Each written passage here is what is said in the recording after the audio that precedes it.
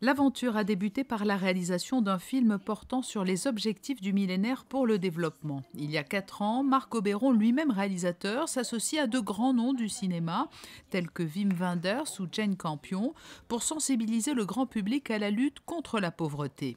L'initiative, qui séduit la coopération internationale de Monaco, prend ensuite un nouveau virage, en proposant au grand public de réaliser à son tour des courts-métrages autour des 8 grandes thématiques relevant des objectifs du millénaire et participer à un festival. Aujourd'hui, pour associer la jeunesse à ce concours, des prix spéciaux ont été créés et des élèves de la principauté, tout comme des centaines d'autres au Burundi, au Mali ou en Haïti, se sont transformés en petits jurys afin de remettre leur coup de cœur et être ainsi sensibilisés par la même occasion. Toutes ces questions qu'on va aborder, enfin même pas les questions, tous les films qu'ils vont découvrir aujourd'hui, on parle de choses qui vont éveiller chez eux des petites choses, qui vont parler à la maison, ils vont parler en famille et ça va effectivement se développer. Toutes ces questions-là, moi je me les suis posées à 40 ans. Donc là tout d'un coup, les gamins ils ont 8 ans, 9 ans, 10 ans, voilà, et on leur amène, on parle de choses. Donc moi je vais surtout plutôt leur parler de qu'est-ce que c'est un jury. L'objectif, comme vous l'avez dit, est d'éduquer au développement, à l'aide au développement, surtout dans la période actuelle où, hélas, on entend parler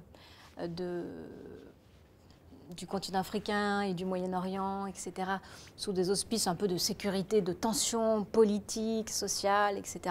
C'est l'occasion de montrer qu'il y a aussi culturellement beaucoup de choses à dire, beaucoup d'aspects très positifs. C'est aussi pour montrer que le cinéma ne sert pas que des objectifs purement artistiques et qu'on peut mélanger, bien sûr, le service des idées, des causes, des causes et des idées, en l'occurrence des objectifs millénaires pour le développement, avec les ambitions artistiques. 5 courts-métrages avaient été présélectionnés. Les élèves monégasques munis de leurs fiches de jury les ont regardés avec attention.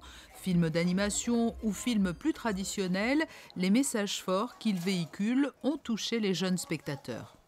Les films étaient super et moi j'ai vraiment trouvé que pendant cet après-midi on a appris tout ce qu'on vit dans le monde où on vit d'autres choses quand on n'est pas là. Et autre part, c'est vraiment, quand on est autre part, on se dit si on était là-bas, on se dirait mais pourquoi est-ce qu'on ne fait pas les mêmes choses? J'ai bien compris qu'il faut respecter la vie et il faut donner à manger aux pauvres. J'ai voté surtout pour le premier et le dernier qui étaient pour moi les meilleurs. Qu'est-ce que tu as appris cet après-midi ou quel était le message important que tu retiendras de cet après-midi? Qu'il faut soutenir tout ce qui a été fait dans ces films. Un peu plus tard dans la journée, ce sont cette fois les étudiants de Sciences Po Menton qui ont été mis à contribution. L'établissement a noué un partenariat avec la coopération monégasque. Eux aussi se sont vus proposer de visionner 5 courts-métrages parfois plus ardus que ceux diffusés aux scolaires de la principauté. C'est une expérience vraiment nouvelle pour moi. C'est la première fois que je participe à ce genre de choses et je suis vraiment contente qu'on a eu cette chance grâce à la principauté de Monaco. C'était vraiment très intéressant et ça nous concerne tous. Et surtout le fait qu'on soit à Sciences Po, ça nous concerne encore plus. C'est pour ça justement que je fais Sciences Po. C'était assez compliqué parce qu'en fait, quand on avait vu un film, on était persuadé de notre choix. Puis après, en ayant vu tous les films, c'était assez compliqué de savoir lequel on avait préféré.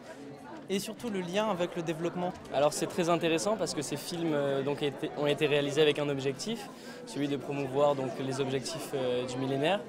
Et donc c'est quelque chose d'assez nouveau de regarder un film et à la fois de devoir le juger. Et donc c'était très intéressant parce qu'on a pu comparer différents films qui étaient très bons. Et donc le choix a été difficile parce que c'était à la fois très bien filmé et à la fois les messages étaient très forts et très intéressants. Les élèves de Sciences Po Menton détermineront le nom du lauréat dans la catégorie du prix des étudiants. La princesse Stéphanie, elle aussi, votera dans le cadre du prix des femmes. Et c'est le 11 décembre prochain que le palmarès de la 4e édition du festival Le Temps Presse sera révélé à Paris.